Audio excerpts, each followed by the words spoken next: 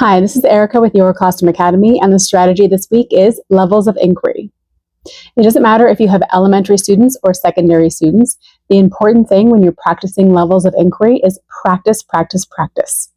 Give students the chance to practice asking questions and writing questions in as many ways as possible. Use text, use quotes, pictures, videos, content, so that students have tons of opportunities and tons of examples to use to practice writing and reading and asking questions. When you want students to actually start practicing writing questions, you're going to want to start with level 1. You're going to post that picture, quote, text, whatever you're using as your prompt on the board.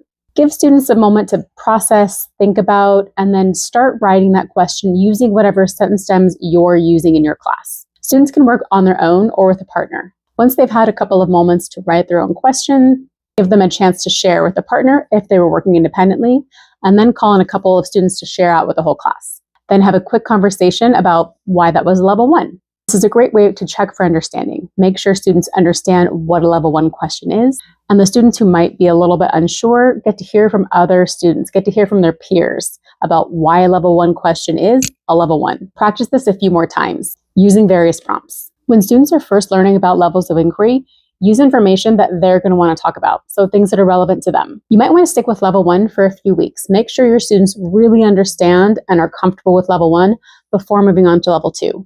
It's really easy to weave this into your content throughout the day.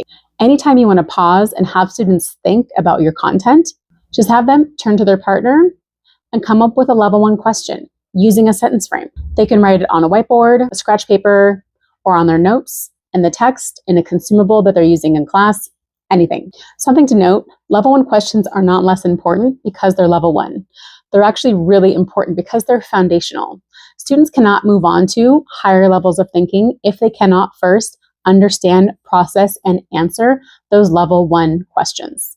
To better support students with inquiry in the classroom, it's a great idea to have an anchor chart posted in the front of the room with sentence starters or sentence stems that they can easily see and use as a visual tool. You can also use name tense. I have my template on my Substack for free, or you can use a printable bookmark or have something printed and taped to the desks. Inquiry skills are at the foundation of what we're going to be doing in the program for the entire year. So let's make it easier for our students and practice, practice, practice.